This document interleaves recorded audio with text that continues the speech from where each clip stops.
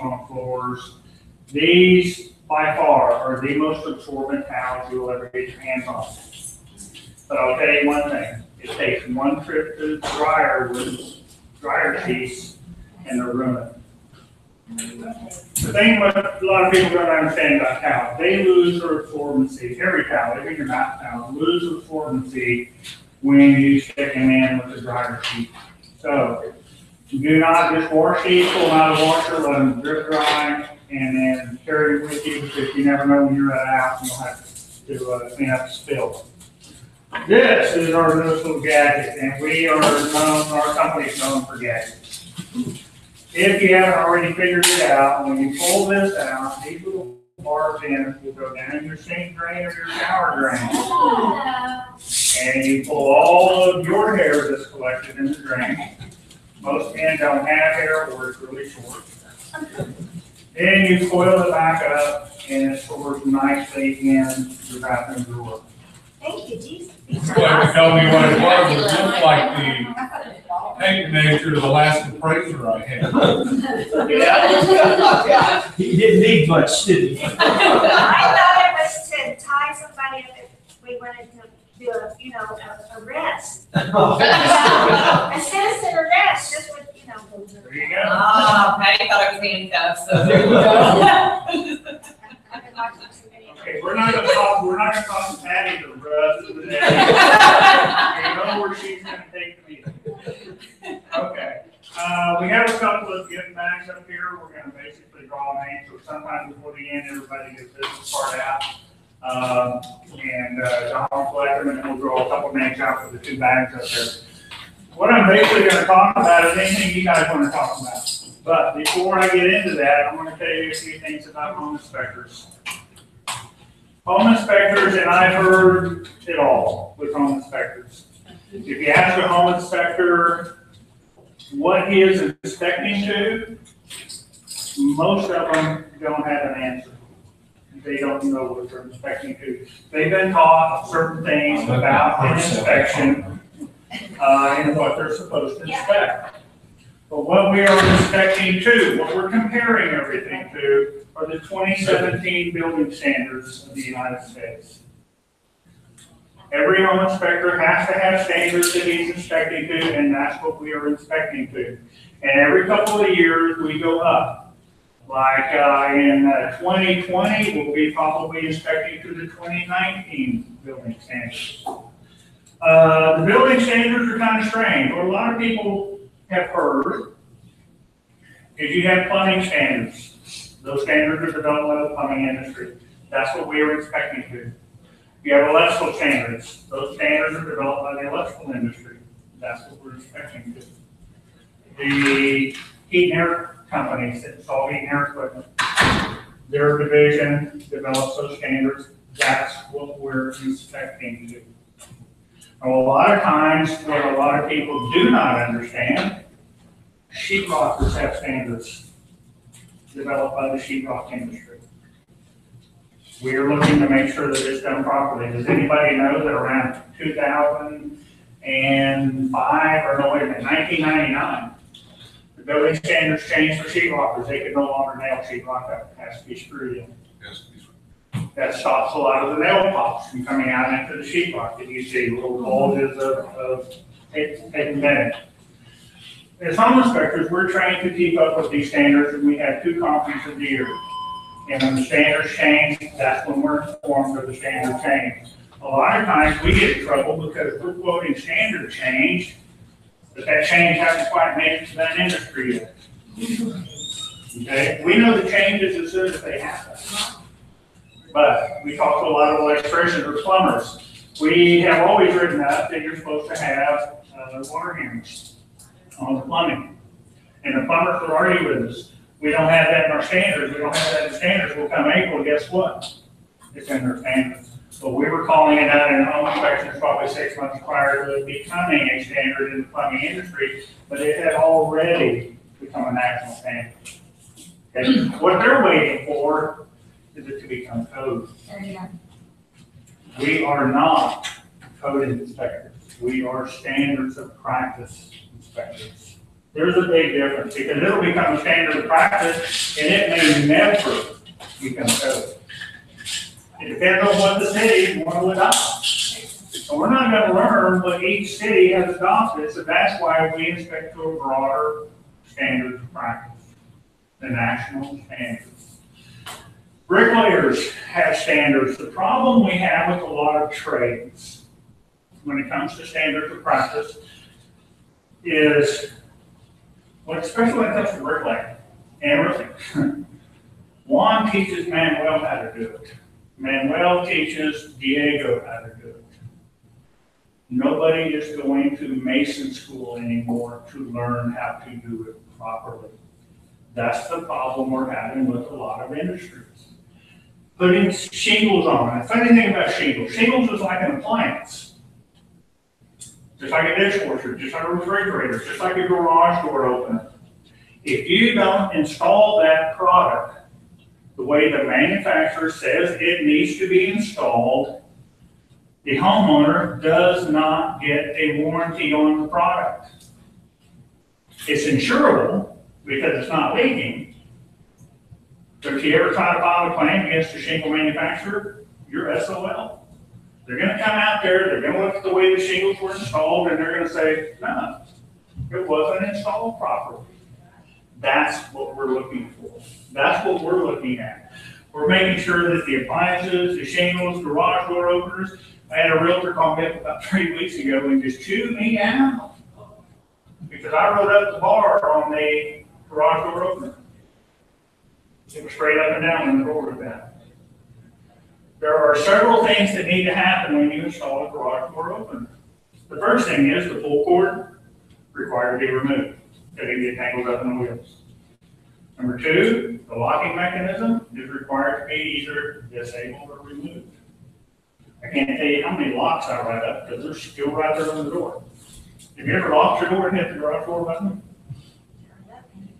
It's not a pretty picture when that door tries to go up.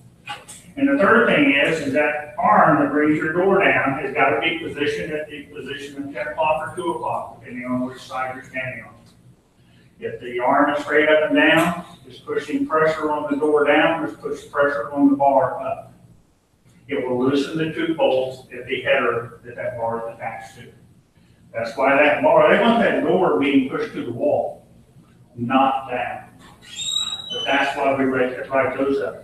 Our job is to protect the homeowner, and if something's not installed properly, my job is to inform that homeowner that it was not installed properly. But take the two screws out, move the arm back, put it in the proper position, put the screws back in, problem solved. It's funny because when we put a lot of things on paper, they sound really bad. But when I talk to my clients, we do what we call, and we're the only ones to do it, we call our inspection a solution-oriented inspection. For every problem that we tell the homeowner about with their house, we offer them a simple solution. How simple is this to fix? The garage door lock, take two screws out, spin it, or the lock's going up and down, put the screws back in, problem solved. The little electric eyes, they're usually 9 to 12 inches above, they're required to be 6 inches, no more, 6 inches above the finished floor. Sliding down the rail, problem solved. So with the garage door, a good handyman probably could have fixed all 4 of those garages in 15 minutes. And 0 cost.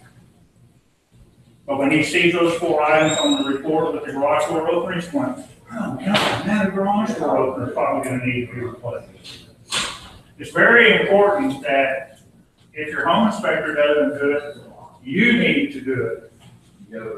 And confide in them and let them know how simple these solutions are to remedy. Okay? That being said about all the standards, we also like to tell our clients this. Just because it's on my home inspection report does not mean it's required to be fixed. Nothing on that report is required to be fixed, even things that are out of date. And one of our biggest issues is this.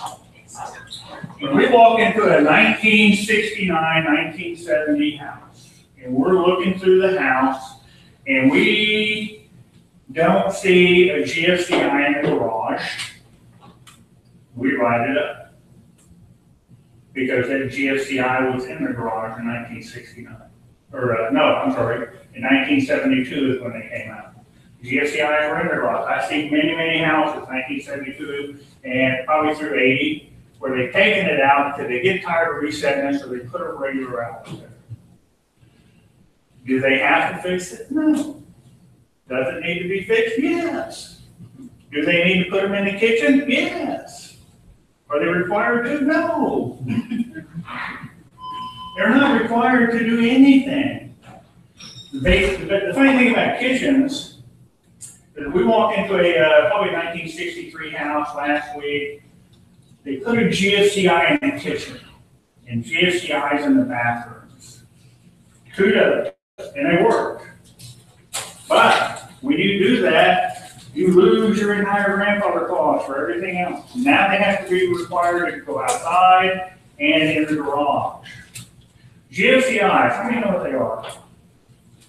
Okay. GFCI technology is interesting, but how many of you have seen or know what arc fault protection is?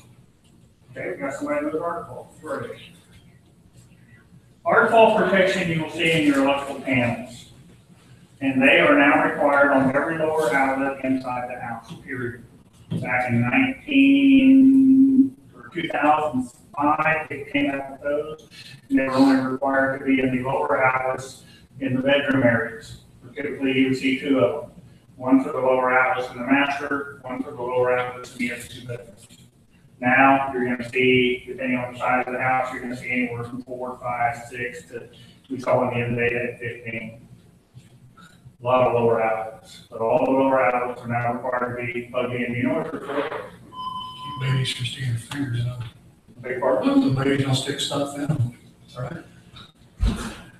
Well, that can probably work, but they recognize shorts. If you plug a lamp in and you don't know there's a short in the lamp, it's going to trip that arc fault breaker immediately, so a fire doesn't start inside your house. They do have something better for that, though. They're called tamper-resistant outlets. If you haven't seen one yet, you're going to see them because builders have been required to put them in since 2014. Tamper-resistant outlets, when you look at the actual face of the outlet itself, you're going to see plastic in the mouth.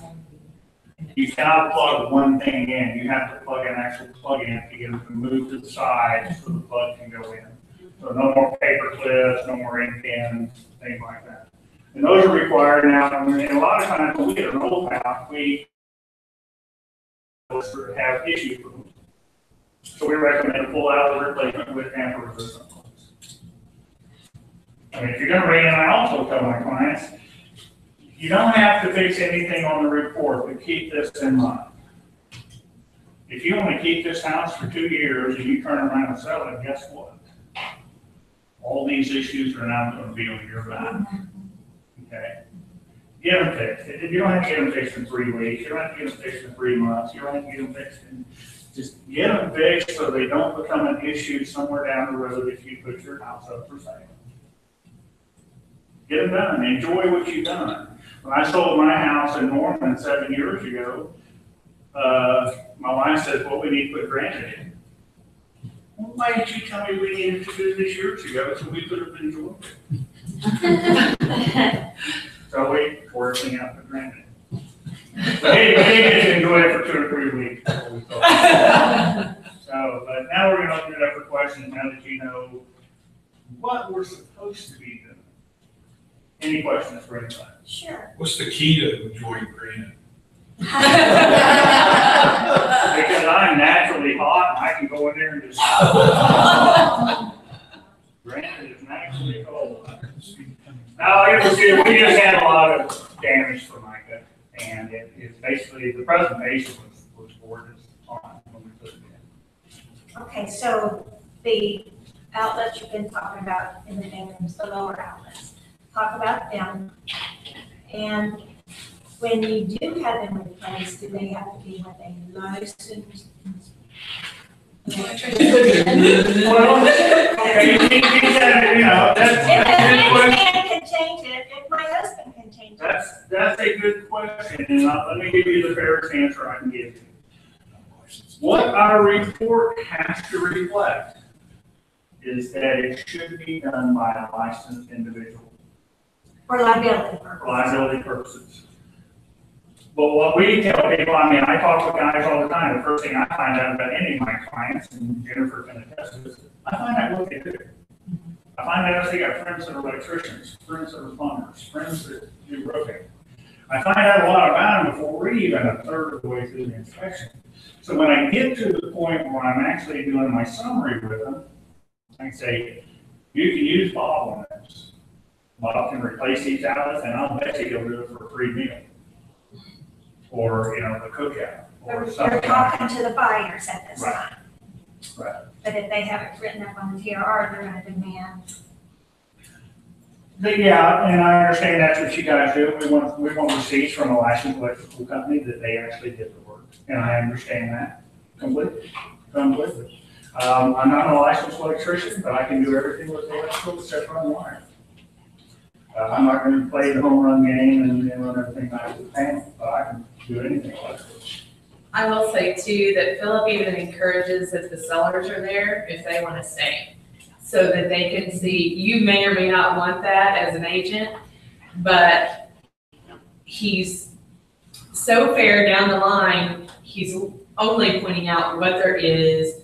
Nothing is ever alarming. Back in To the scare day, them. we did have the sellers and And- buyers at. And he invites them, he's like, well, this way they can see what I'm, you know, what they need to Sellers fix pay for anyway. this and they want to be by themselves. That's fine. I don't mind that either. You know, but I mean, I think it's good that the sellers are there knowing what he's explaining and what he's asking. And a lot of We them did won't a- go in We there. did a job 2 weeks ago in Norman, a 4,500 square foot house. The seller was there.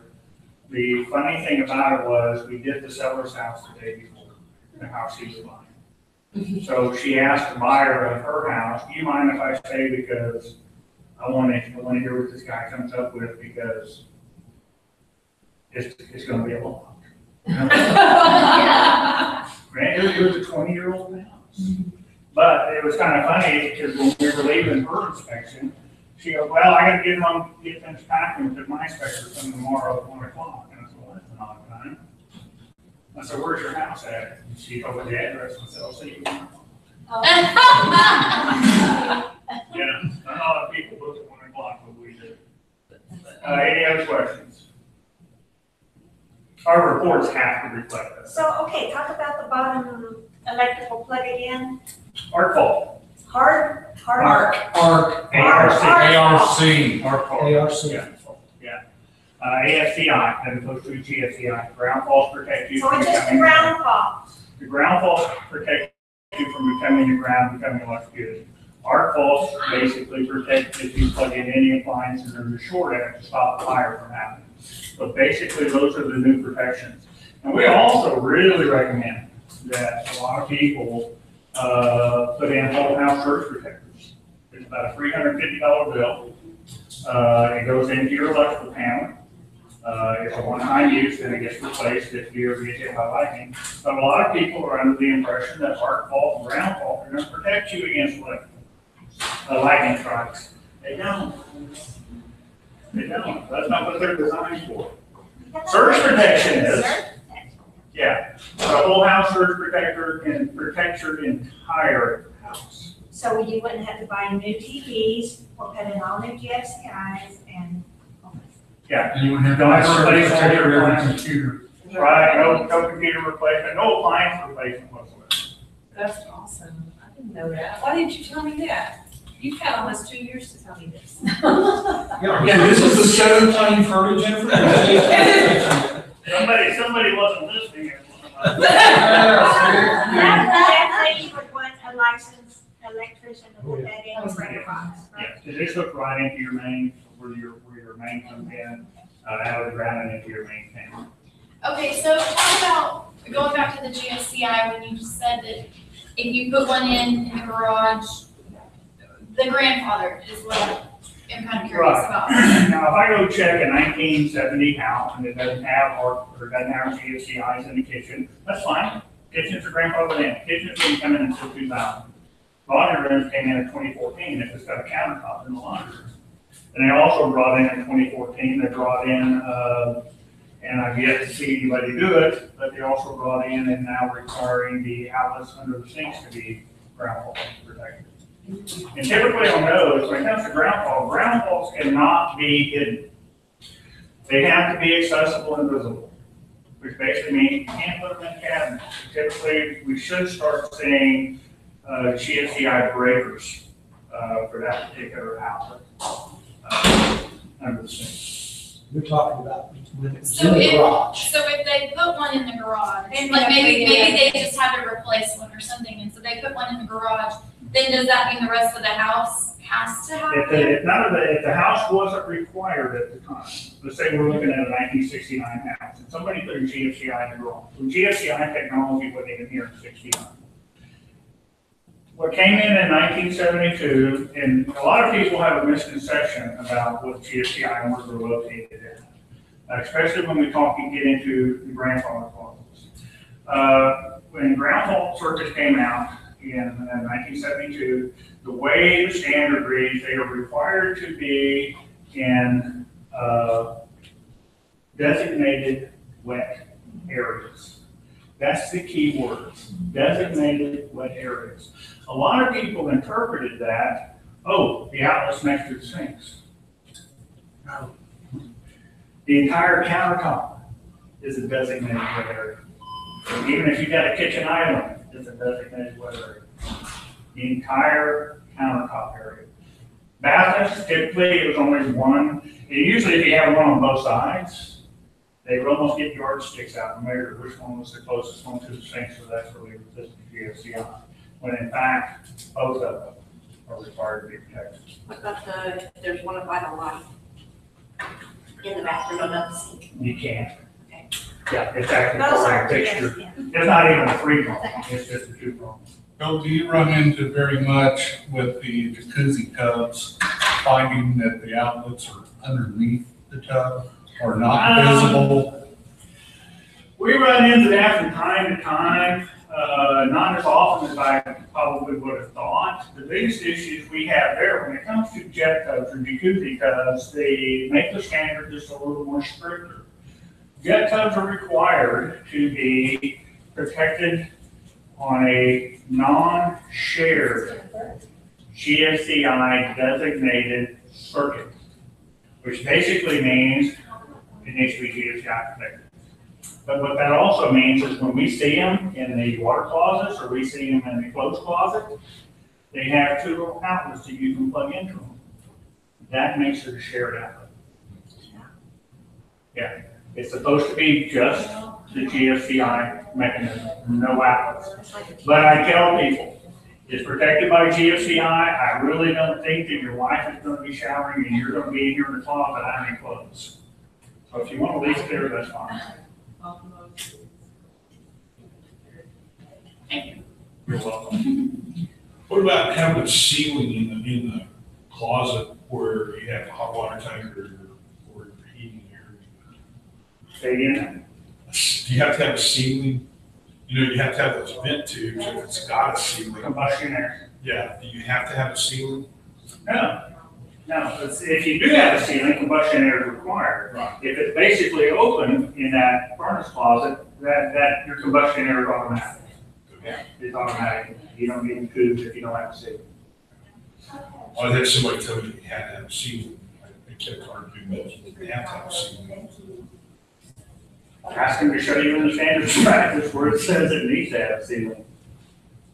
That makes sense, I mean, a lot of this stuff would make sense. Well, it all makes sense to me.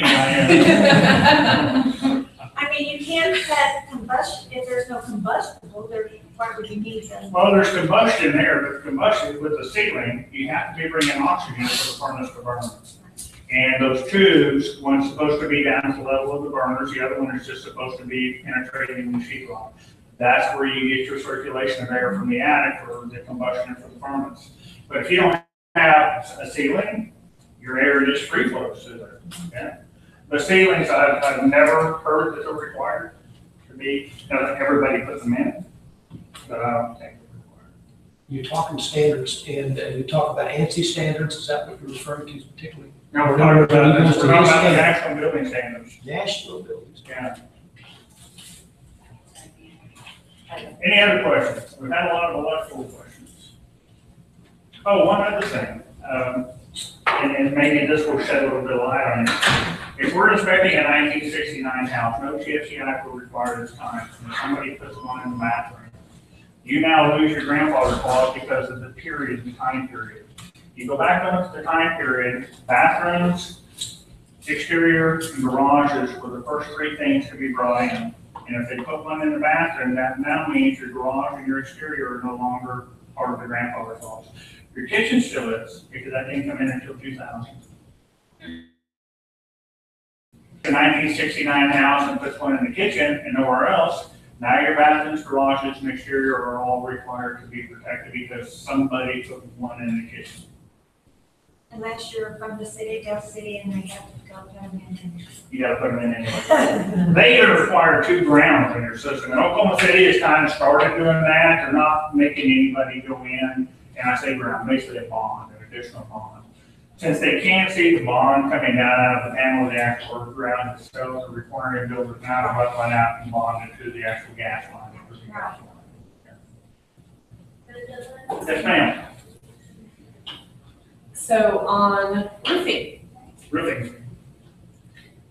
does anyone else have 99% of roofers not properly caulking the heads of nails and everything else? Are y'all having roofing issues and stuff? I mean, they're small, they're easy fixes and things. 60% of the time. Every shingle manufacturer has installation requirements. And some of those requirements, let me just run over with you. Underlayment, you're not supposed to see any exposed wood after the underlayment is put down. I cannot tell you how many times I raise up the shingle or I throw the end and guess what I'm seeing? Bare wood. You can't raise the shingle up high enough to see where the underlayment starts. So we have to put in our reports that the shingles were installed improperly. Which means there's no warranty. Exactly. Nails underneath the tabs, 3/4 of an inch up from the edge of each shingle is a layer of tar. That nail is supposed to go in that, and it is sealed when the next shingle goes on top of it. When we do an inspection, that's one of the things we're looking for. We're looking for nails that are not properly under the tabs. It's an easy fix, simple. Tube of caulk and a little bit of granules from shingles and, 15, 20 minutes work. It's a simple fix. But it's enough to where the person buying the house won't have a warranty on the shingles. Every exposed nail head, and there's always going to be some, every exposed nail head is required to be caulked. Every rain collar going through every flue pipe is required to be caulked. A lot of times when you walk in and look at the hot water tank or the furnace closet, if there's a ceiling in it, you'll see water stains. Those water stains where the water got down and followed the pipe down because the rain followed wasn't. That's why we hate making holes in those roofs. Roofers, I have, the biggest problem we have with roofers is on new builds, believe it or not. And I know the reason why. Builders don't pay them what they're worth. They get on the job, they slam it on, they get off the job. If you're doing an insurance claim for an individual, they may take an extra 2 or 3 hours to make sure the nails are in place, this and that. Oh, and the biggest issue, we find this a lot. When I go into an attic and I'm looking up at the roof decking, you know what I'm supposed to see? The sunshine. Nothing. Nothing.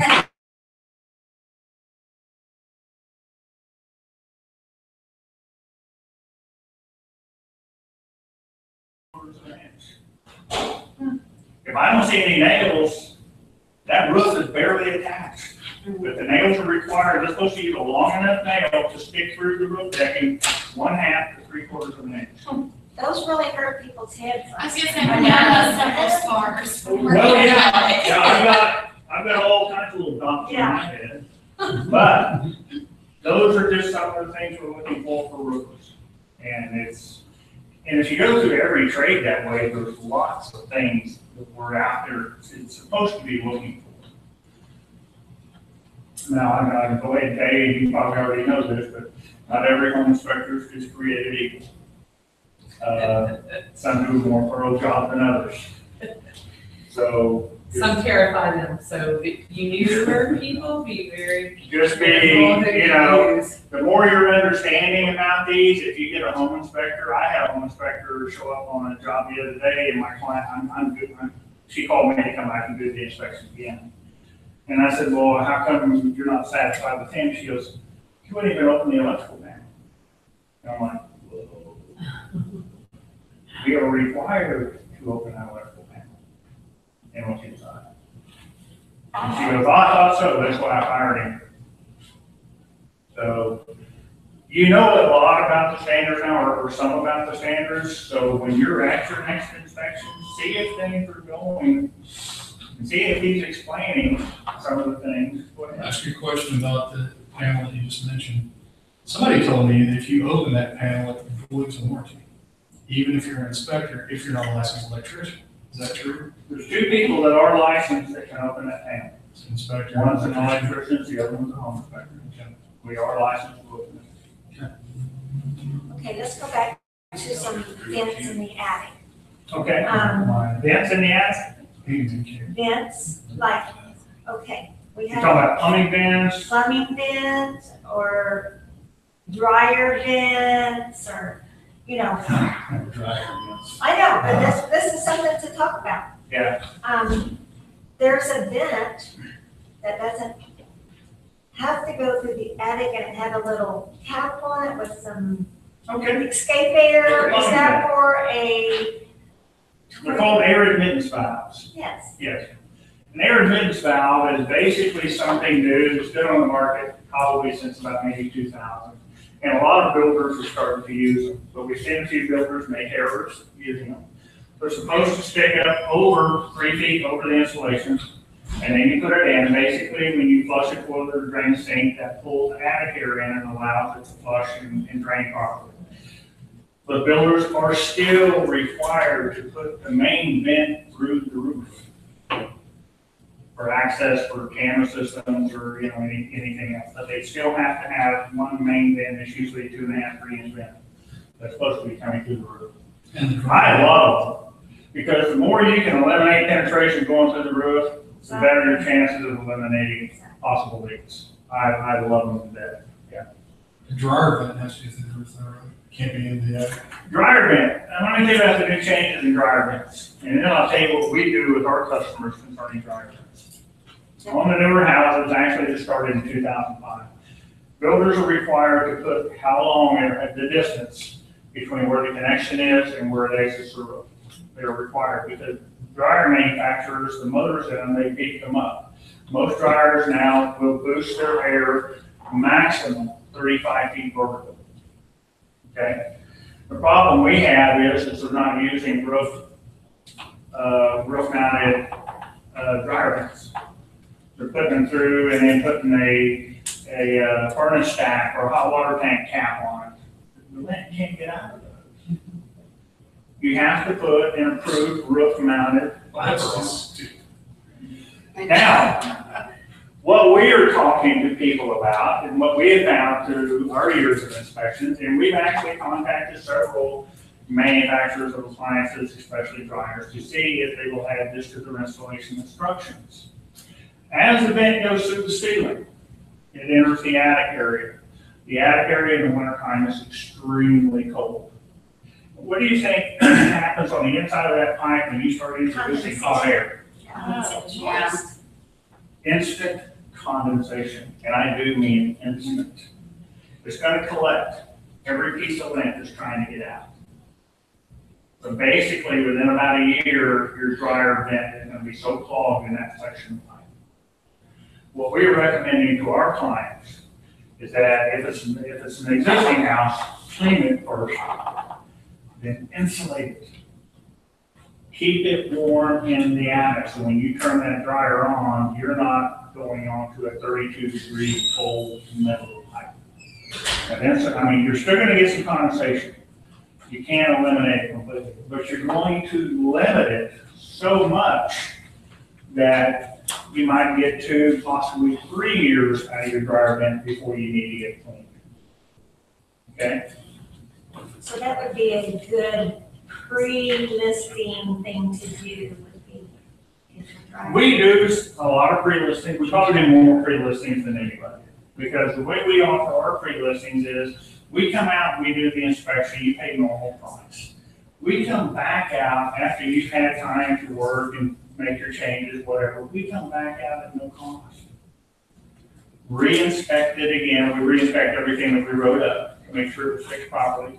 Then we eliminate it off the report. And we print you a new, fresh report with what's left that you didn't want to address. And now you got a before and after report. When you put those at a house, on an open house, put them on the countertop, people read those, and boom, your first contract is usually settled.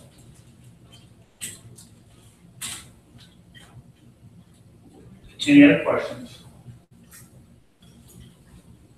When you see sand in vents, Say again. so when you see sand in the vents, what comes to mind in terms of what might be causing? Bad realtor who just wanted to You replace the see vent. sand on the wood. I didn't ask Let me tell you, let me tell you the cause, and then I'm gonna tell you 2 types of remediation. Sand in the vent basically indicates 1, 2, or 3 different things. The first thing it indicates is you got a break in your system somewhere.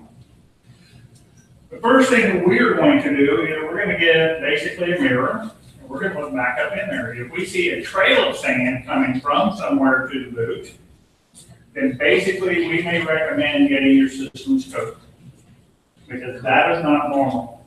9 times out of 10, though, the sand is coming from right there where it comes in the boot. Your start collar has started to separate. And now the sand is just slowly sifting down and the wind is taking it back. So you're not going to see the trail of sand if that's the case. Okay? The first remedy is from a heat and air company. They're going to want you real bad to roll it over, and they're going to charge you 15, 20 grand for all new vents, all new ducts, whole new system in, because the old system, even though it may be new, is not oriented right to be on a horizontal system. My remedy is this. How many people drive a pickup? How many people have something on the bed liner called vinyl liner? Exactly. You know, you can buy that in a spray can now. It's hard shell plastic. We recommend that you mask off the area, clean it up real good, but mask off the area, and then put about 4 coats of this vinyl liner inside of there. Try to get it on the start collar, because if the boot ever decides to completely deteriorate, that's fine. You've got a hard shell plastic boot now that will withstand anything. And the boot is the block. Yes, the boot's box. Now, if it's an actual break in the system, we actually have the capabilities of scoping. So we can scope, we can locate, we can triangulate, we can pinpoint on under the slab exactly where it's at. And I know there's some companies out there that will break through the slab, fix it, put everything back together. Now, if you've had extensive water damage, we typically like to scope them with the plenum. The plenum is a big box down on the slab underneath the furnace. If there's a lot of damage there could be a lot of collapsing, there could be air blockage where you're not getting air out to some vents. It can go from light to extreme in a good long while. And when you're looking inside of a boot, notice about 3 to 4 inches down, and you may see a layer of rust starting to form right there. That basically results in groundwater. Groundwater that has gotten under the slab and got the sand wet. Well, once sand gets wet, the only thing that can dry it out are 2 things, and it's not exposed to either one of them. That's sunlight and wind. It's not going to get anything when it's under the slab, so it's going to sit there. And when you start seeing that little band of rust, guess what? It took 15 years to get that far. It is a slow process. So it's probably going to take it another 5 to actually break through And then for total deterioration, you're probably talking 25 years. So when you see a boot that's really bad, it's been that way a long time. Yeah, it's nothing that just happened. And it could make a sick house. There could be some substance. But groundwater, keep in mind, groundwater usually affects just everything on the perimeter. It usually doesn't work its way up because you're not supposed to have any sheet metal fittings under the slab with the exception of the boot and start collar. But sometimes builders slip them in there, and this, we're talking from the 1960s to the mid to late 1980s. And that's specific what we look for when we're looking at those particular timeframes of houses. Any builder that was using slab duct from 1990 on was using a product we call Black Max. It's solid PVC and that stuff will last forever. Yeah. Anything else? I have a boot guy, if anybody does them for $85 a piece, he puts that collar on, around the collar deal. If you scope it, doesn't see anything else. If I see them in anybody's house, I go, you just need to have them all done, it's $85 a piece before we go to the market. Yeah. And he goes in and he redoes the collars with the stuff you need, he puts boots in, and he does it all for $85. And that just. You got replacement boots. Replacement boots, they need to be sealed, because most of the replacement boots we see are basically just sheet metal that are. He uses the white ones, ceramic, not ceramic, but Aluminum. I think they're PVC actually is what they are, I'm not positive. Okay. But they're white and they feel like hard, super hard plastic. If it's a good plastic and they're sealed, but the ones that we typically see are sheet metal or aluminum and just been pieced together, well, they're not sealed. So again, groundwater issue, and groundwater's still gonna come. Yeah. They're all one piece, he lays the whole piece in it, and then Good. seals it to that collar. But typically, if we see a trail of sand, we will recommend bringing it back out to scope, but other than that, you're usually just minor repairs. It's good to know, and that's a big deal right there, just that first, because you take your phone and hold it down in there. Yes. And just And take a picture. take a picture of it and see if you can see a trailer lot, just that alone, if there's sand on the end, and that's why it's. There's actually a guy you can do without, I don't know if inspector wants to hear this, but there's a guy that instead of digging up the concrete and fixing it, he actually has that spray stuff, plastic spray stuff on his camera. And so he will go down in there and when he sees it on his camera, he can fix it remotely. Like a doctor going through and fixing your arteries from down here. And so he'll do that. We had to do one, it was beautiful work. He filmed it after, it was all done. So, I mean, luckily it wasn't anything that collapsed, it was just cracks all the way through. He just overdid every crack like 20 times and got, I think he charged like $1,500. There you go. Yeah. $1,500. Yeah, we've had a guy do that too. We've had 2 or 3 of them. Yeah. And the people are very happy, we never had an issue. Well, we covered plumbing, electrical, roofing, mechanical. So what else? What other issues? Anybody else, any other topics or? So you hit all the big ticket items. Well, I know that they have to have everything like that, his door didn't shut properly, and those things, again, I think those are really problems. I think I've had so many lately now that when the inspector goes in and we have a buyer, the inspector will say something, the buyer goes, yeah, that's what we do. Because we've told them, hey, you want this house the way it sits, the inspector's gonna tell you what you need to take care of if you subdivide this premise. And then if there's a big ticket item, the foundation, the roof, heat and air, the electrical, or the plumbing, then we'll talk to them. The thing that gets me with inspectors is when they try to give up, okay, this thing's been in place this long, it's probably not gonna last more than this. To me, how do you know that? Some last 50 years, some last 15. Well, I sold my house 7 years ago in Norman. It had the original 32-year-old hot water tank, furnace, condenser, and And they're not working properly. And she's still using them today. She had to replace hot water tanks. They're still using it today, 7 years ago. So they're 39 years old. But did her inspector say, oh my goodness, these are all at the end of the line, you better? We don't say that, and they shouldn't. I had an inspector that, said that the appliances were running towards the end of their life. They were brand new. You could see the manufacturer date on them. Like, he took pictures of it, and I'm like, why would you say that? It's the end of their life. That's not right. I wonder if they're just Speak trying that to lie. I wonder if they're trying to be careful in terms of Well, not exposing themselves to it. before we close, let me tell you one other thing about being careful. A home inspector in Tulsa, or Claremore, this is the Claremore case. After everything, put in his report that it needed to be evaluated. Everything, after every comment. So basically, the homeowner took possession, or the buyer took possession finally, and ended up filing a lawsuit on the home inspector and agents and everybody else. I do a lot of professional witnessing. And a home inspector that is too careful and not willing to step out on the limb and use his expertise is not worth his weight. Because we write up, the word evaluation in our reports might show up once, it could show up on 3 or 4 issues. Especially if we're not getting the furnace to respond to the thermostat, we might put the furnace needs to be evaluated. Or the roof. Yeah, we can't total roofs, but we think that you should have it be evaluated for insurance purposes.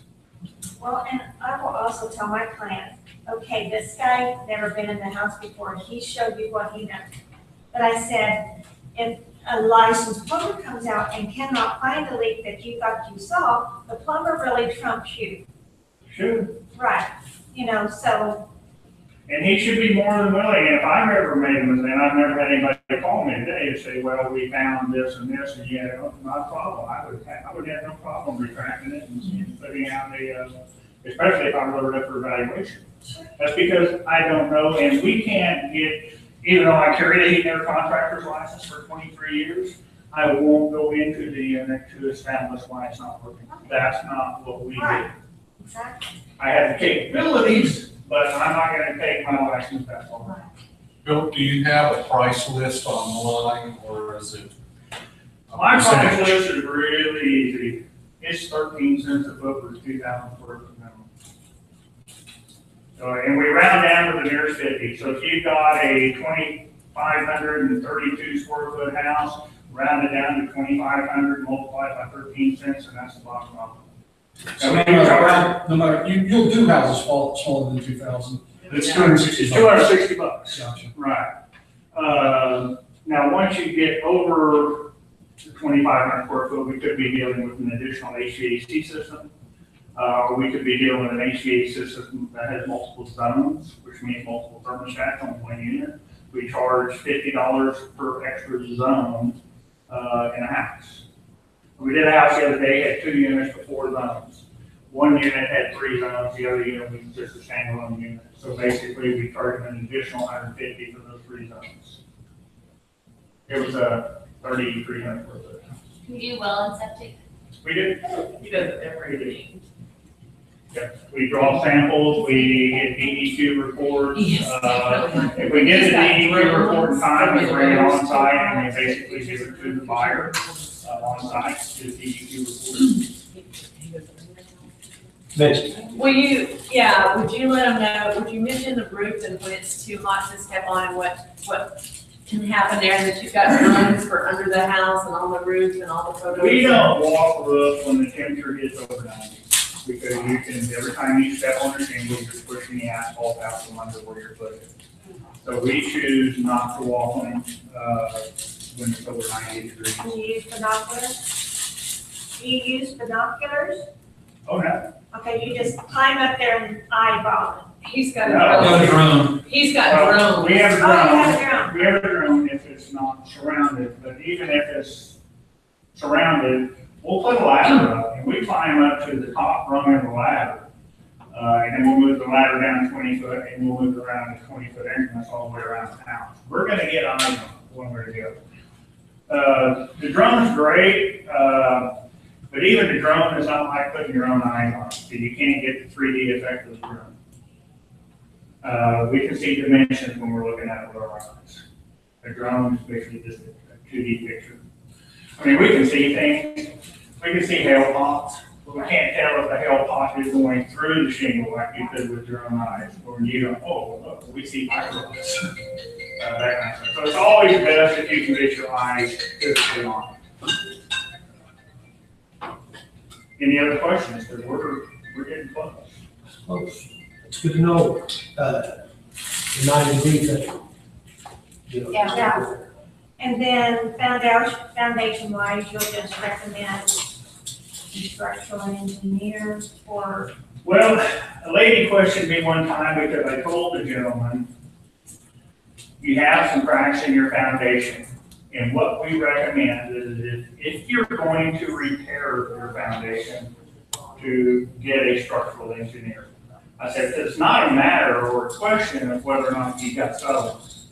You've got settlements. The question is, do you want to fix it? And if you do want to fix it, you want to fix it properly, so seek out a structural engineer for advice. exactly. And she called me and got all over me, and I'm like, I understand what you're saying, lady, but I am an engineer. And there are a few extra things I can say about stuff, but I won't go so far as to actually do the evaluation, kind of like the heat and air end of it, okay? So yes, I am. Would you let them know some of your credentials? Say again, Some of your credentials. some of my credentials, home inspector for one. Spent 23 years as a licensed therapeutic psychologist, working with alcoholics, addicts, and suicides. My job was back then. So realtors. Yes, you changed jobs. A large population of. That's how you first met realtors. My job for 23 years was to do therapy and keep people calm. And we have an act of keeping people calm. So you're doing well with that, yeah. And also that you have the superhero discounts. We do, but to finish the credentials, I also have degrees in psychology, sociology, physiology, philosophy, and conclusionary, and marketing and advertising. So I'm a professional student for many years. Are you the owner of Vanguard? We are. Hopefully, we're going to start taking it out and franchising it next year. So we'll be branched out, and hopefully, we do a lot of work with investors from around the country that are buying property. We offer several perks for them to use us. One of the perks is we're pilots.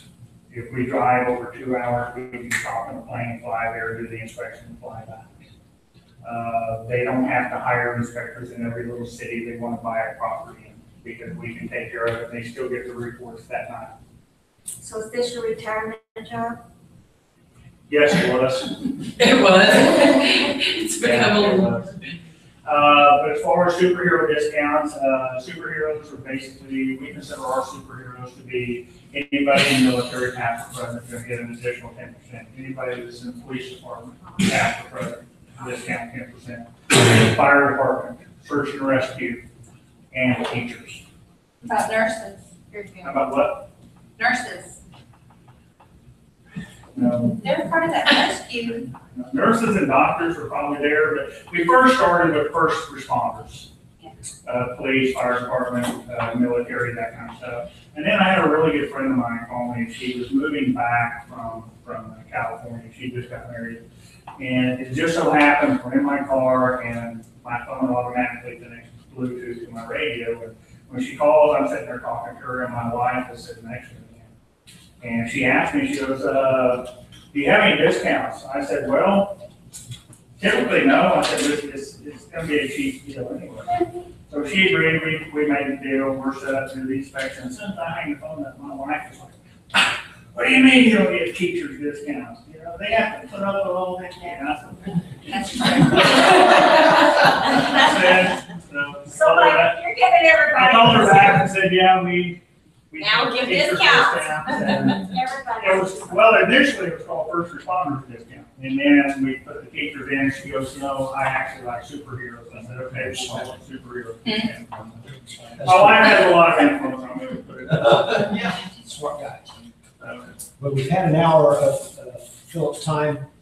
This value is tough now. You got the business cards? Not right over here. Ward, I put one line in for you. I didn't put mine in, so if mine So comes you're in, in there you twice. win. No So longer if in you the was. get done, will be really good. I'm not in there. I know, that's what Hey, I said. everybody's got the little goodies. Don, if you'll just reach in here and grab one real quick. Oh, my gosh, really? Let's see. I'm gonna make one person happy. Two. Two, that's right, two. There's one right here. Don Lord. Ward, told you I'd pull mine out all this damn time. It's Oh, it's fixed. better than having one lens in there. There's one of them. Yeah, more All good. right, you want the dark blue or baby blue? Whichever your hand lands on, fine with me. Dark blue. Take him that one. This is manly enough for war. There you go, sir. I definitely am, Peg doesn't like. All right, now we got another one. One more. All right, This has your get name on real it. close to it. You're close to it. Yeah, this one here, probably it right here.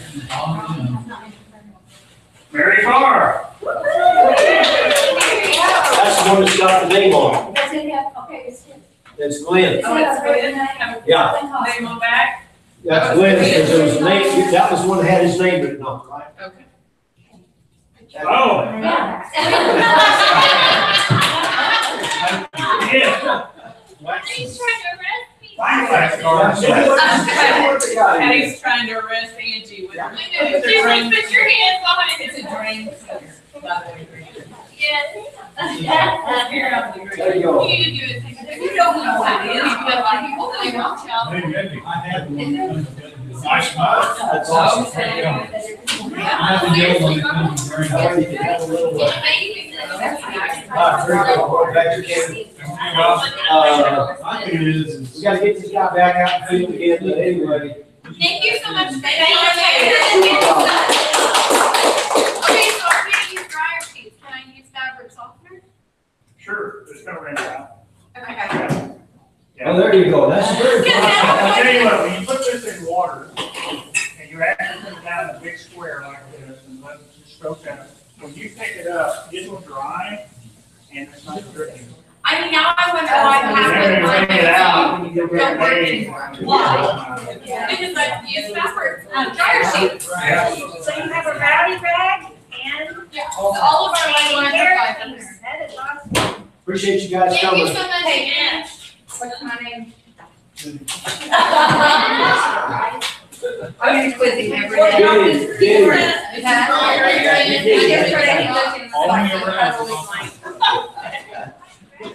That's all right. Thank you, Color. See you later, Kenny. Appreciate you, Phillip. Outstanding, just outstanding. Information that, You learn anything new? oh, yeah, certain things. And not even everything you mentioned last time, but I didn't break down with the group. The actual ladder movement around the block. Now, she really good. Can't throw it. Yeah. Not right now. Oh, let's see. You know, the significance of it, looking down 3-4 inches and seeing the vein, the rust vein, and then how long that takes to actually get as bad as it is sometimes. You know, your dryer vent with modern dryers being able to boost to 35 feet, but that's all. And stuff like that. I mean, that's a lot of stuff. But you need to do the comps on You the house. really for show what it's worth. You're gonna have to go above and beyond and do it on your own dime. Yeah. You're not gonna have issues. Just see it. You keep On everything, the right through that sheet rock and You need the appraiser there. I was told up there in that attic. Yeah, You absolutely. don't visit with them. Well, anyway, there's a slew of those kinds of things, and so, I know. You don't have much conversation. Right, don't give them. You introduce yourself, they come in.